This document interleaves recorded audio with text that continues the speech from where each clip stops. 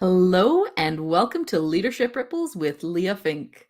On this show, we use real life examples from leaders like yourself to develop our own leadership and make sure that we're kind of having the kind of impact that we want.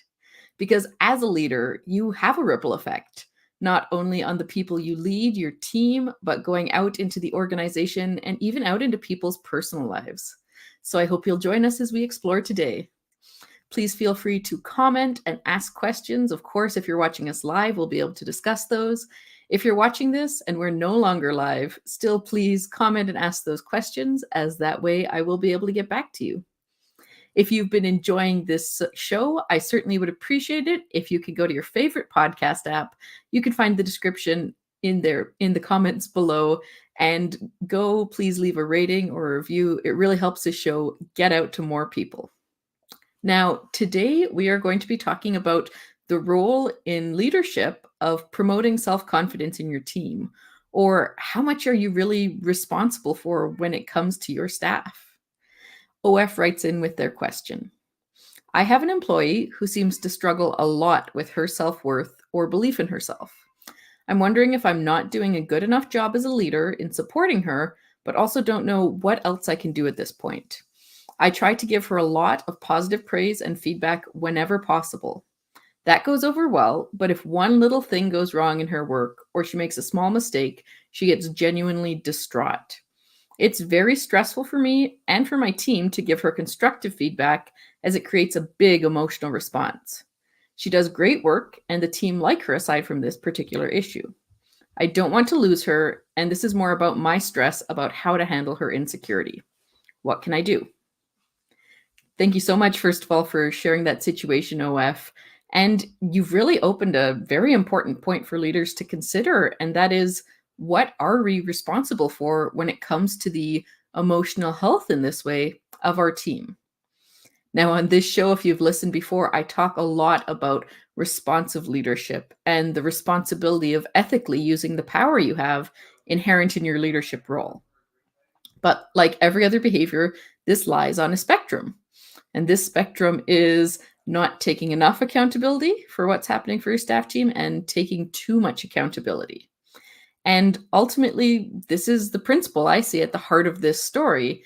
What is OF in this case responsible for as a leader? Now, if you've listened to the show before, you will have known that we talk about people that have less power in a situation, less influence, those people who are, for example, your staff when you're the leader. They have more of a vulnerability. You can make decisions about their life and their workplace that they can't. And the way that we can support that as leaders when we have more power is by being responsible for the health of the relationship. But that doesn't mean you're responsible fully for this other person. It still means that every person, when they come into a relationship, any dynamic, are still 100% responsible for how they show up. If they are screaming and cursing, if they're acting politely, if they are not communicating, if they're treating each other badly, if they're treating each other well, that is 100% on every single person, how they show up to that relationship. And so it's just that responsibility for relationship and the health of the relationship between the two that the leaders are responsible for. Now, in some ways, OF, it sounds like there's maybe a piece of self-accountability that your staff is struggling with, and maybe you are leaning a little too much to that role of taking too much accountability for your staff team, right? She has a certain responsibility of showing up at work with this ability to cope and the ability to address herself in a healthy way. And maybe that means that something she's not stepping into is her personal accountability, maybe to get some coaching, to find some resources, maybe to get therapy, whatever it is around this challenge that you describe as her self-worth. And that's a journey she might need to take. And sometimes when we take over accountability for these things, constantly trying to take on that emotional burden for others, we may actually be limiting them from the opportunity that they could take that on themselves to grow, to challenge that. And so first thing to consider is you can reflect on where on that spectrum are you? Am I taking too much? Am I taking too little? Because of course, the piece that complicates this is that as a leader, you're being responsible for this healthy relationship between you, the dynamic that exists between the two of you. And there's a couple different ways you can look at that. One is simply in your interactions. And if you're taking responsibility for that, that means things like, are you the first one stepping forward to start developing the relationship? Are you responsive in your communication and interaction style based on what their preferences are and how they learn? Are you approaching them with feedback so you can regularly improve yourself and work on the relationship? And approaching them to get feedback so you can be working on yourself as well. If there's a conflict, are you the one taking those first steps to resolve it and figure out to do going forward? Those are all ways that you can take accountability for the health of the relationship. And the other factor that can impact this is not just your interactions, but have you actually created an environment based on your role and the influence that you have in which that interaction can thrive? So we've talked previously about the 3 S's: shield, supply, and structure. So supplying is ensuring your team has all the resources, that could be time, that could be material, people that they need to fulfill whatever it is you asked of them. Shielding is protecting them from anything that might influence them in a negative way. So maybe that's politicking and upper management, something like that. And then structuring is providing the framework that they need to understand their role, their responsibility, what they can expect in the day-to-day, all of those pieces. So if we look about some of these factors, we can take a moment to just think about if they influence the situation, and therefore could be a place where OF could change some of their leadership, and maybe that would make a different impact. So if we think about those 3 S's, are there any components of those that might be missing or misaligned for this employee? Maybe they're taking situations so negatively because they had to work so hard to get a project right, and they were missing some key resources to do that. And so now they're just feeling really defeated by that. Maybe she was potentially getting feedback from someone higher up in the organization that shouldn't have been giving that feedback because of that huge power dynamic that wasn't appropriate. They weren't fully shielded. Or maybe there's a lack of clarity to what she's actually accountable for, and she's taking on way more accountability than she should, and therefore feeling like a failure for not living up to absolutely everything. Not to say these are happening, but there are factors like this that could be having an impact. So I really invite you to reflect as a leader, am I providing these things fully for my team? Or if some of these environmental pieces are missing, what could I change to fill those gaps, to shift that so that makes the environment better for this person? And then, of course, the other thing you can look at is how you interact with this staff member. OF, you mentioned you've given your employee a lot of positive feedback, some constructive feedback, even though it wasn't comfortable. And the way that we communicate can have a huge impact on feedback, both the positive and constructive, and really how that communication works for that specific person might have made it more or less effective. And I'll give you just 2 examples that I see a lot that might really help here. The first one is when giving feedback, and especially positive feedback, I find people like to give comments that are too general. Like, you did a great job on that project. Actually doesn't have that much of an impact when it comes to positive feedback because it's so general. Does it really matter that it was them that did that? What specifically did they do that made that such a great project? What specific actions did they take? How did they show up? And if you're giving general feedback for negative feedback, especially, it can be really hard to not take that on as, wow, that was really generalized negative feedback or constructive feedback. That must mean I'm doing a really bad job at a lot of things. So that can have a really hard negative impact on people.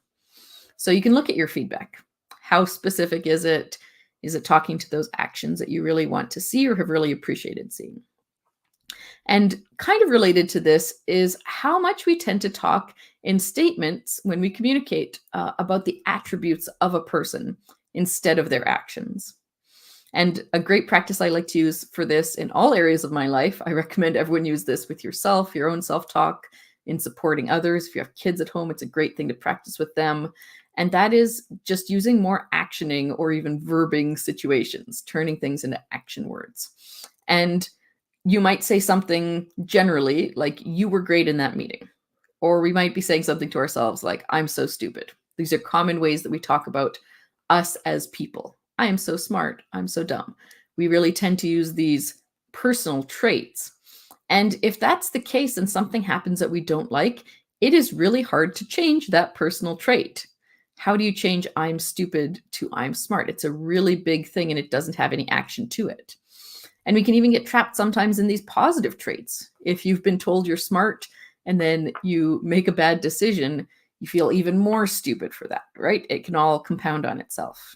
And Carol Dweck created something called the fixed mindset or the growth mindset. You can look into, which describes this even more. And what we just talked about was that fixed mindset when you start talking about the I am or you are. And the growth mindset is all about this actioning or verbing piece. So when you're talking about someone making a mistake in a project and they bring up this comment like, oh, I'm so stupid, or I suck, or I'm a failure, we can instead change that into the action. Because what we tend to do in these situations is we tend to comfort the person. If we hear that kind of language, we go, oh no, you're not stupid, you don't suck, you're not a failure. And if you've ever been in this position where you are having negative thoughts about yourself and someone tells you that, you don't believe them. You just saw whatever you did that was wrong. You see you're right. And so they're telling you you're not a failure. You're going, nope, there's proof in front of me. I just failed at this thing. I must be a failure. And so sometimes by comforting people in that way, we actually end up just reinforcing this belief that they have and that you must be lying to them. So instead, let's change this and help your employee, help whoever you're supporting, including yourself, change this to more of an action. And you can use the language they used if it feels appropriate. You might also want to shift that. So saying something like, yeah, you did something stupid. Or in other language, maybe like, yeah, you made a bad choice there.